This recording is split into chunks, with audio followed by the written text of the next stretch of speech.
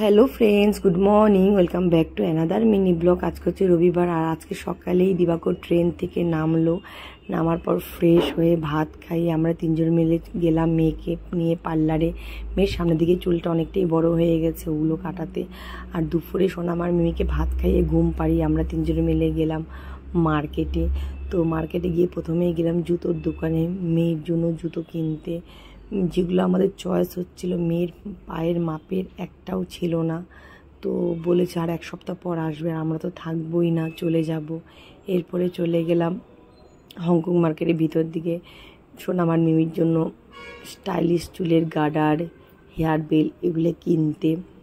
ওগুলা কেনার পর তারপরে সোনামার মিমি অনেক দিন ধরে বলছিল ওদের ছাতা লাগবে।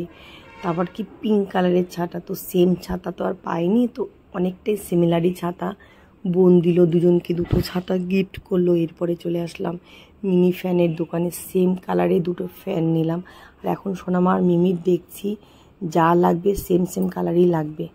তারপরে চলে আসলাম কুলফি আইসক্রিম খেতে, তো অনেক দিন পর খেলাম। আর দেখছো মার্কেটে চারিদিকে অরেঞ্জ কালার ড্রেস ঝুলানো, সবাই যেহেতু এখন শ্রাবণ মাস সবাই যাচ্ছে ভলিবমে, তাই। আর তারপরে চলে আসলাম ফ্যাশন ফ্যাক্টরিতে। দিবাকর কি টুকিটাকি জিনিস কিনবে বলছে, প্রথমে দেখলো জুতো, তারপরে হঠাৎ কি মনে হলো দিবাকরে থাক এখন জুতো কিনবো না, পুজোর আগ দিয়ে জুতো কিনবো।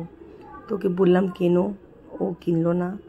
এরপরে চলে গেলাম লেডিসদের আইটেমে, কিন্তু ওখানে গিয়ে মানে আমি যেগুলো ড্রেস পছন্দ হয়েছে ওগুলো আবার আমার সাইজের নেই, ওগুলো সব বড় সাইজ, আর ওগুলো খাপানো যাবো না। তারপরে চলে আসলাম মেন্স ওয়্যারের দিকে। দিবাকরে একটা প্যান্ট আর শার্ট কিনলো। ঘরে এসে দেখছো সোনামার মিমি কি খুশি, ওদের এই সব জিনিসগুলো পেয়ে খুব খুশি, সব সেম সেম। এরপরে মিও মোড় থেকে আমি আর দিবাকর মিলে খাবার আনলাম। আর দেখো রাতে খাওয়া দাওয়া করার পর সোনামা মিমি মিলে কি খেলাধুলা করছে, ডেলি এইভাবে খেলাধুলা করে। আর মিমি সোনামাকে কোলে উঠানোর চেষ্টা করছে কিন্তু পারছে না। তাহলে চলো আজকে সারাদিন মেয়ে ব্লগটা তোমাদের কেমন লেগেছে অবশ্যই জানাবে। টাটা।